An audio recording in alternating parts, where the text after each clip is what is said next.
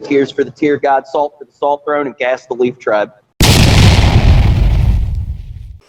Hooray, local sports team. You're the best there is at what you do.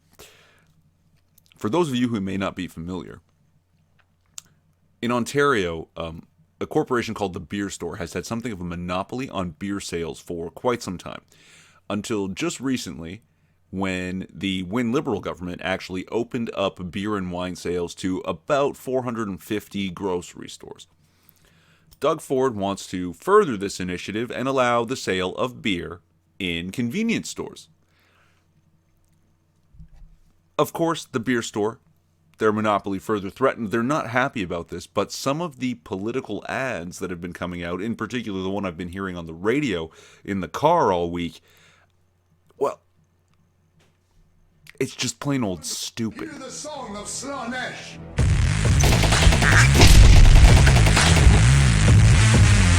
Hear this dirge and despair. Unfortunately, I'm having trouble finding the ad, so I'm just going to describe it to you, and you can take my word for it or do your own research, which is probably better. But I'm not lying to the best of my knowledge. The ad begins with breaking the contract between the Ontario government and the beer store that gives them their somewhat monopoly will cost the taxpayer $1 billion. I don't know where this $1 billion number comes from. The last I heard, the 195-page contract has in it the penalty for $100 million for breaking the contract. Now, that's still a hefty sum of money, and not something at which we should turn up our noses. But sometimes a contract is so bad, you're better off paying the penalty than staying in it. Now, I don't have the time to read a 195-page document right now and figure out if it can be up to $1 billion, or if it's better to pay the penalty and get out of it. But this just sounds very strange to me. And now I've heard the number $1 billion echoed in a number of sources, a number of articles written, pardon me, where they say their industry sources tell them it will be significantly more than 100 million. It will be hundreds of million. It will be $1 billion. But they don't say why. And that leads me to believe that their industry sources aren't telling them why it would be as much as $1 billion. Which leads me to believe that the industry sources are fear-mongering. Now, that probably has to do with that I gamble too much and I would call the bluff like that. That I smell a bluff and I'll call it. But that's neither here nor there. Moving on. They go on to say that that's $1 billion that would be better spent on healthcare and education, which are things to which Ford made some adjustments. I don't know how much he actually cut. But that's also not correct. If there was $1 billion, it would be better spent on, trying to eliminate some of the debt that we have. Ontario has $300 billion of debt. That is more debt per capita than any non-sovereign entity in the world. Only nations, only countries have more debt than Ontario.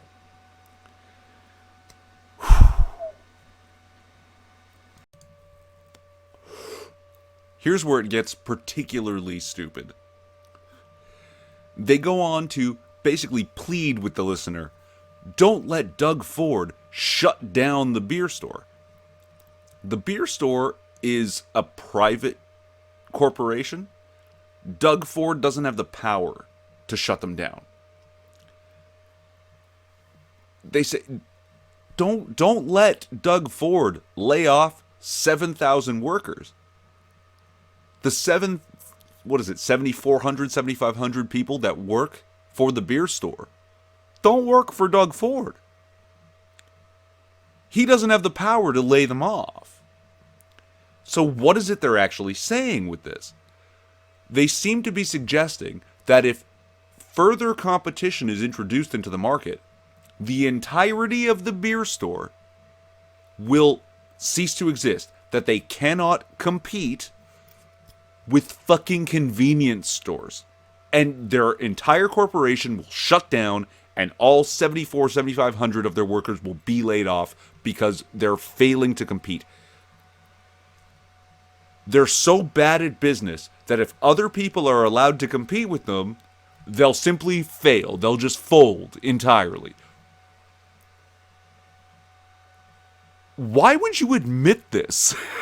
Why would you suggest that this is a possibility?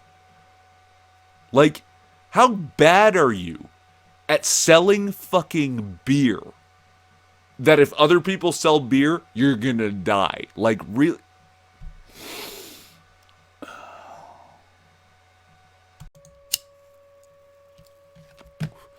In some other ads I've heard, they suggest that opening up beer sales to convenience stores will somehow magically drive prices up, which doesn't make any sense to me or capitalism in general. But they also talk about how their super efficient delivery system keeps prices down, and it's the taxes on beer that drives prices up. Now, the taxes on beer are ridiculous. Taxes on alcohol in Ontario are insane. So part of that's true, but if they were as efficient as they claimed, if they were so good at what they did, they wouldn't fear this at all. They would say, bring it on, all right? Any convenience store that dares to sacrifice some of their shelf space for beer, they're going to wish they hadn't. But instead, they're just going ahead and admitting we actually suck at fucking beer.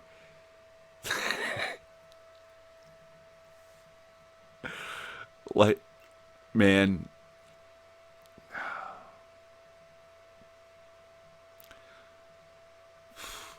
I'll tell you, I get all my beer from the Liquor Control Board anyway, because all they sell is fucking swill.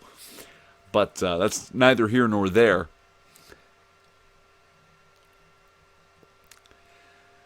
Fuck you, beer store, seriously. My God, what the fuck is wrong with this goddamn... Slaanesh sings to us.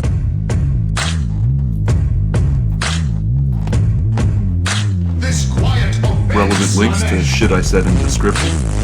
Maybe. I'm Irving Twin. Like, subscribe, or don't. It's a free country. At least it used to be. Ours is the cry of